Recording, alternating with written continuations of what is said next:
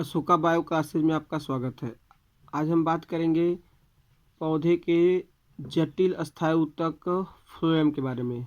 Phloem जिसको बोलते हैं आप पोषवाह। तो फ्लोएम के बारे में हम लोग बात करने जा रहे हैं। तो फ्लोएम पता है आपको कि पौधे में पाए जाने वाला जो अस्थायी ऊतक होता है, अस्थायी ऊतक दो प्रकार का होता है, एक सरल अस्थायी ऊतक, एक जटिल अस्थायी ऊतक। सरल अस्थायी ऊतक बताया गया था कि 3 प्रकार के होते हैं। मृदु ऊतक जिसको पैरेन्काइमा बोलते हैं, दूसरा था स्थूल कोणोत्तक जिसको बोलते हैं कोलेनकाइमा, और तीसरा था दृढ़ ऊतक जिसको बोलते हैं स्क्लेरेनकाइमा। इसके बाद जटिल अस्थायी ऊतक की बात हो रही थी। तो इसमें बताया गया था अनेक प्रकार की कोशिकाएं मिलकर जटिल अस्थायी ऊतक बनाती है। इसमें एक जाइलम था, दूसरा फ्लोएम था। तो जाइलम का हम लोग पिछले वीडियो में बात कर चुके हैं, अब फ्लोएम की बात कर रहे हैं। तो फ्लोएम जो होता है, ये पौधे जब आपको बताए थे जाइलम क्या कर रहा था, जमीन से खनिज लवण और जल को जब जड़ अवशोषित करता था, तो इस खनिज लवण और जल को जो फ्लोएम जाइलम था पत्ती तक पहुंचाता था। अब पत्तियां क्या करेंगी, प्रकाश संश्लेषण में भोजन का निर्माण करेंगी। यानी जमीन से जो जल गया है और ऊपर से वायुमंडल से रंध्रों से कार्बन डाइऑक्साइड लेंगे, तो वो क्या करेंगे, प्रकाश संश्लेषण से भोजन बनाएंगे। तो वो भोजन जो है पौधे के विभिन्न भाग में पहुंचाने वाली संरचना को, या पौधों पत्तियों द्वारा निर्मित भोज्य पदार्थ को पौधे के विभिन्न भाग में ले जाने वाली संरचना को ही क्या बोलते हैं, फ्लोएम। फ्लोएम को हिंदी में बोलते हैं आप पोषवाह। पोष माने पोषक पदार्थ, वाह माने ढोने वाला। तो पोषवाह या फ्लोएम जो होता है, ये पत्तियों द्वारा निर्मित भोज्य पदार्थ को पौधे के विभिन्न भागों में पहुंचाने का कार्य करता है। तो आप सीधी सी बात है, लॉजिक समझ सकते हैं कि पत्ती से पौधे के विभिन्न भाग में भोजन पहुंचा रहा है, तो भोजन ले जाने के लिए कोई रास्ता होना चाहिए, यानी कि नलिकाएं होनी चाहिए। तो यहाँ भी क्या होती हैं, नलिकाएं होती हैं। और ये जो फ्लोएम होता है पोषवाह, इसमें 4 प्रकार की कोशिकाएं होती हैं। कितने प्रकार की, 4 प्रकार की कोशिकाएं मिलकर फ्लोएम का निर्माण करती है। जैसा कि यहाँ दिखाया गया है, पहली कोशिका होती है चालनी कोशिकाएं मिलती हैं तो चालनी नलिका बनाती हैं। तो पहला हो गया चालनी नलिका, दूसरी हो गई सहचर कोशिका, तीसरी हो गई फ्लोएम मृदु ऊतक, और चौथा हो गया फ्लोएम तंतु। ये 4 प्रकार की कोशिकाएं मिलकर फ्लोएम का निर्माण करती हैं। तो आइए बारी बारी समझते हैं कि कौन सी कोशिका कैसी होती है, इसका काम क्या होता है। तो जो चालनी कोशिका नहीं, पहली वाली कोशिका है, इस फिगर के अनुसार देखा जाए तो ये जो दिख रहा है, यहाँ से ऐसे आया है, ये देखिए यहाँ पे पट बना है, फिर ये आ गया है, यहाँ पे पट बना है। तो ये सब जो पार्टीशन दिख रहा है, यानी कि ये जो पार्टीशन है, ये जो ग्रीन कलर की दिख रही है लंबी कोशिका, यही लंबी कोशिका क्या है, चालनी कोशिका है। चालनी कोशिका। तो चालनी कोशिका क्या होती है, ये विशेष प्रकार की लंबी और नलिकाकार, नली जैसा, पाइप जैसा, और लंबी लंबी क्या होती हैं, कोशिकाएं होती हैं। और ये जीवित कोशिकाएं होती है, लंबी जीवित कोशिकाएं होती है। और जहाँ पे इनका जोड़ होता है, ये कोशिकाओं का, जैसे ये जोड़ दिखाया गया, ये जोड़, तो कोशिकाओं का जहाँ पे जोड़ होता है, वहाँ पे क्या होता है कि उस जोड़ वाले भाग में होल होते हैं, पूरा छिद्र होता है। जैसा कि इस फिगर को देखें तो ये जो दिखाया गया है, ये जो जोड़ वाला भाग है चालनी कोशिका का, तो इस जोड़ वाले भाग को ट्रांसवर्स यानी कि क्षैतिज दिशा में काटा गया है, काट के दिखाया गया है। ये देखिए चलनी जैसे, जिससे चलनी की बात करें तो चलनी जो होता है, चलनी में होल होता है, तो वैसे ही इसमें देखिए ये जो दिख रहा है डॉट डॉट डॉट, सब होल हैं। तो ये जो जोड़ है, यहीं पे क्या होते हैं, होल होते हैं।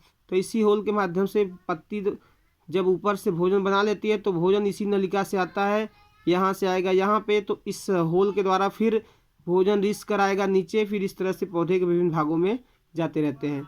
तो चालनी कोशिकाएं मिलती हैं और एक दूसरे के साथ जुड़ जाती हैं, और जुड़कर चालनी नलिका का निर्माण करती हैं। चालनी नलिकाएं यानी चालनी कोशिकाएं जहाँ पे जुड़ती हैं, तो उसको बोलते हैं चालनी कोशिकाओं की पट्ट, यानी चालनी पट्टिका। और ये जो चालनी पट्टिका होती है, वास्तव में छिद्रयुक्त होता है। तो छिद्रयुक्त होता है, इसलिए इसकी बनावट कैसी दिखती है, चलनी जैसी, इसलिए इसका नाम दिया है चालनी कोशिका। और ये कोशिकाएं मिलकर ये लंबी नली बना रही हैं, तो इस नली को नाम दिया गया है चालनी नलिका। तो पहला हो गया चालनी नलिका। दूसरा है सहचर कोशिका। देखिए सहचर या सहायक कोशिका बोलते हैं, या उसी को सखी कोशिका भी बोलते हैं। सहचर कोशिका को ही सखी कोशिका यानी कंपेनियन सेल बोलते हैं। तो आपको पता है सखी यानी कि फ्रेंड हो गया। तो फ्रेंड क्या करता है, जो आपके साथ होगा दोस्त, तो आपको क्या करता है, सही रास्ते पर यानी मार्गदर्शन का काम करता है। तो कुछ ऐसा यहाँ पे करने वाली है कौन सी, सहचर कोशिका, किसके साथ है, चालनी नलिका यानी चालनी कोशिका के साथ। तो जो सहचर कोशिका होती है ये कैसी होती हैं, ये कोशिकाएं भी कैसी होती है, लंबी कोशिका होती है। ये जो सह कोशिका दिया है वही सहचर कोशिका है, तो ये भी कैसी हैं, ये लंबी लंबी कोशिका होती है। कैसी होती है, लंबी कोशिका होती है और इसमें एक बड़ा केंद्रक होता है। क्या होता है, एक बड़ा केंद्रक होता है। और ये कोशिकाएं किससे लगी होती हैं, ये जो सहचर कोशिका जो है ये किससे लगी होती है, चालनी कोशिका से। तो चालनी कोशिका से लगी हुई लंबी लंबी कोशिका जो है इसी को बोलते हैं आपस सहचर कोशिका। ये सहचर कोशिका में क्या होता है, एक बड़ा केंद्रक होता है और यही केंद्रक जो होता है इसके यानी चालनी कोशिका के कार्य को नियंत्रित करती है। आपको पता है कि जैसे हमारे शरीर का नियंत्रण कौन करता है, मस्तिष्क, ऐसे ही कोशिका का नियंत्रण कौन करता है, कोशिका के कार्यों का नियंत्रण केंद्रक करता है। तो केंद्रक तो अभी बताया नहीं किसमें कि चालनी नलिका में थी, कहीं थी ही नहीं चालनी नलिका में, क्योंकि होल युक्त शरीर था, कोशिका थी, तो होल जब छिद्र युक्त है तो उसमें केंद्रक था नहीं। अब इसके केंद्रक जो है इसके बगल में जो कोशिका है सहचर कोशिका, उसी कोशिका का जो केंद्रक है इसके कार्य को नियंत्रित करता है। यानी कि इस चालनी कोशिका में यानी चालनी नलिका में दाब विभव को नियंत्रित करने का काम कौन करती है, सहचर कोशिका। तो सहचर कोशिका क्या करती है, चालनी कोशिका के दाब विभव को नियंत्रित करती है। एक और विशेषता ध्यान रखिएगा, ये जो सहचर कोशिका होती है केवल यानी कि सिर्फ किसमें पाई जाती है, आवृत बीजी पौधों में, जिसको आप बोलते हैं पुष्पी पौधे या एंजियोस्पर्म। तो ऑब्जेक्टिव बनते हैं कि ये जो सहचर कोशिका होती है किसमें पाई जाती है, किसमें नहीं पाई जाती है। तो ध्यान रखिए किसमें पाई जाती है, सिर्फ पुष्पी पौधे जिसको बोलते हैं आप आवृत बीजी पौधे या एंजियोस्पर्म, इसमें पाई जाती है। और बाकी जो जिम्नोस्पर्म, टेडोफाइट ये सब है उनमें जो होती है सहचर कोशिका नहीं पाई जाती है। क्लियर। इसके बाद तीसरी वाली जो कोशिका है जिसको बोलते हैं फ्लोएम मृदु ऊतक। तो फ्लोएम मृदु ऊतक, जहाँ मृदु ऊतक आता है उसमें आपको पता है कि कोशिका भित्ति, ये जो कोशिका होगी मृदु ऊतक की, कोशिका भित्ति कैसी होंगी, पतली होंगी, सेल्लोज की बनी होंगी, कोशिकाओं के बीच में जगह होगा, तो भोजन संचय का भी काम करती है। तो ये जो लाइनिंग दिख रही है ऑरेंज कलर की, ये सब जो न्यूक्लिएटेड सेल केंद्रक युक्त कोशिकाओं की जो लंबी परत दिख रही है यही क्या है, फ्लोएम मृदु ऊतक। तो फ्लोएम मृदु ऊतक जो होती है चालनी नलिकाओं के बीच में, चालनी नलिकाओं के बीच बीच में क्या होती है, ये लंबी सी जीवित और केंद्रक युक्त जो कोशिकाएं होती हैं चारों तरफ क्या होती हैं, इसके बिखरी होती हैं। किसके बीच बीच में, चालनी नलिका के, चालनी नलिका के बीच बीच में ये लंबी जीवित केंद्रक युक्त जो कोशिकाएं होती हैं इसको बोलते हैं फ्लोएम मृदु ऊतक या पोषवाह मृदु ऊतक। तो ये जो होती है बिखरी होती है और ये क्या करती है, चूंकि बताए थे कि जो फ्लोएम होगा तो फ्लोएम के ये जो फ्लोएम मृदु ऊतक होगा तो इन कोशिकाओं के बीच में जगह होता है, तो ये क्या करती है, भोज्य पदार्थ को स्टोर करती है, जैसे रेजिन, लेटेक्स, म्यूसिलेज जैसे पदार्थों का संचय करने का काम करते हैं कौन, फ्लोएम मृदु ऊतक। इसके अलावा जो बात की जाए अगली बात, तो एक बीजपत्री पौधे जो होते हैं उसमें फ्लोएम मृदु ऊतक अनुपस्थित होता है। यहाँ से भी ऑब्जेक्टिव बन सकते हैं कि किसमें, मतलब कि ये जो है आपके फ्लोएम मृदु ऊतक पाया जाता है, किसमें नहीं पाया जाता है। तो फ्लोएम मृदु ऊतक किसमें पाया जाता है, सिर्फ द्विबीजपत्री पौधे में, जबकि एक बीजपत्री पौधे में फ्लोएम मृदु ऊतक अनुपस्थित होता है। चौथा है इसका, चौथा पार्ट कौन सा है, फ्लोएम तंतु। फ्लोएम मीन्स फ्लोएम तंतु माने धागा हो गया। तो ये जो होते हैं ये लंबी दृढ़ स्क्लेरेनकाइमा को बोलते हैं, दृढ़ ऊतक कोशिकाओं की बनी होती हैं और ये जो होते हैं काफ़ी मोटे हो जाती है इनकी कोशिका भित्ति, जिससे इसके जीव द्रव्य समाप्त हो जाते हैं। तो जब जीव द्रव्य समाप्त हो जाते हैं तो फ्लोएम तंतु कोशिकाएं कैसी होंगी, मृत होंगी। तो मरी हुई कोशिकाओं की क्या होती हैं, ये परत होती हैं, समूह होती हैं, कौन, फ्लोएम तंतु। फ्लोएम तंतु क्या होती है, मरी हुई कोशिकाओं की परत होती है और ये काफ़ी मोटी भित्ति वाली संरचना होती है। ये जो होती हैं इनका जब मरी हुई कोशिका होती है, चपटी होती है, कोशिका भित्ति पूरा भरा पड़ा होता है, कोशिका भित्ति मोटा होता है, तो नली तो होगा नहीं, तो नली नहीं होगा तो ये तो भोजन वोजन को ढोने का काम करेगी नहीं।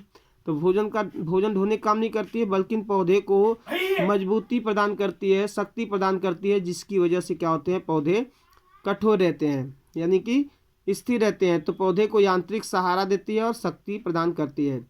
जैसे आपने देखा होगा सनई, पटसन जिसको पटुआ बोलते हैं, भांग, ये सब के पौधे जो होते हैं इन पौधे को सड़ाते हैं तो इनसे क्या मिलते हैं, रेशम, जिससे सनई से सन मिलता है, ठीक ना। तो ये सब जो रेशे प्राप्त होते हैं वही रेशे ही क्या है, फ्लोएम तंतु हैं। तो फ्लोएम तंतु जो होता है, फ्लोएम तंतु बेसिकली भोजन वोजन को नहीं ढोता है, बस वो क्या करता है, पौधे को सहारा देने का काम करता है। यदि आप देखना चाहें कि जाइलम और फ्लोएम, चूंकि आंख भाई सूक्ष्मदर्शी की सहायता से ही आप अलग अलग देख पाएंगे, लेकिन वैसे नॉर्मली देखना चाहें कि जाइलम और फ्लोएम पौधे में सॉरी, तो आप क्या करें, एक हरा अरहर का पौधा ले लें, हरा अरहर का पौधा ले लें, उसके तने को कहीं से तोड़िए और तोड़ के उसको छिलका को खींचिए। जब छिलका को आप खींचेंगे तो जो छिलका वाला भाग है वो होता है उसका फ्लोएम तंतु। छिलका वाला भाग क्या होता है, फ्लोएम तंतु। और जो तना खड़ा है रहर का, जो तना आपने तोड़ा है, तो जो छिलका हटाया उसका ऊपर से, तो वो हो गया फ्लोएम तंतु। और वो जो रहर का तना खड़ा है उसमें कड़ा कड़ा लकड़ी वाला भाग, बीच वाला जो भाग है, उसको नाखून से खुरचेंगे तो आपके हाथ में गीला गीला पदार्थ लगेगा। तो वही गीला वाला पदार्थ ही क्या है, अन्य भाग है किसके, फ्लोएम के। जैसे वो क्या क्या होंगी, फ्लोएम मृदुतक होगा, सहचर कोशिका होंगी और चालनी नलिकाएं। यानी फ्लोएम आपको क्लियर हो गया, फ्लोएम कौन सा भाग है, जो लकड़ी वाला कठोर वाला भाग जो होता है उसके बाहर वाली जो परत है वो क्या होती है, फ्लोएम, जिसमें चालनी नलिका, सहचर कोशिका, फ्लोएम मृदुतक और छिलका वाला भाग क्या होता है, फ्लोएम तंतु होता है। और दूसरा एग्जांपल समझ से, सनई का जब हम लोग धुलाई उलाई करते हैं, तो सनई धुलाई करते हैं तो जो रेशा प्राप्त होता है वो रेशा क्या है, फ्लोएम तंतु। और धुलाई के दौरान जो उसमें से कचरा गिर जाता है वो सब क्या होते हैं, चालनी नलिकाएं, सहचर कोशिका और फ्लोएम मृदुतक। और जो सन लकड़ी, जो मतलब कि जिसको सनई बोलते हैं, जो लकड़ी प्राप्त होता है, लकड़ी क्या होता है, जाइलम वाला भाग। तो जाइलम वाला भाग लकड़ी हो गया, रेशा हो गया फ्लोएम तंतु, और जो सड़ के बह जाता है धुलाई के दौरान वो सब क्या होते हैं, चालनी नलिका, सहचर कोशिका और फ्लोएम मृदुतक। और कार्य की बात करें फ्लोएम की, तो फ्लोएम क्या करता है, अभी बताए थे कि पत्तियां जो होती हैं प्रकाश संश्लेषण से जब भोजन बनाती हैं तो उस भोजन को पौधे के विभिन्न भाग में ले जाने का काम जो होता है वो किसका होता है, फ्लोएम यानी पोषवाह का। और ये एकमात्र ऐसा ऊतक है जो पौधों को यांत्रिक सहारा देने के साथ साथ भोजन संचय का भी कार्य करता है। तो आशा करते हैं वीडियो आपको समझ में आएगा, और आप इस वीडियो को देखिए, यदि ना समझ में आए तो फिर से रिपीट करके देखिए, आशा करते हैं आपको ज़रूर समझ में आएगा। वीडियो देखने के लिए धन्यवाद।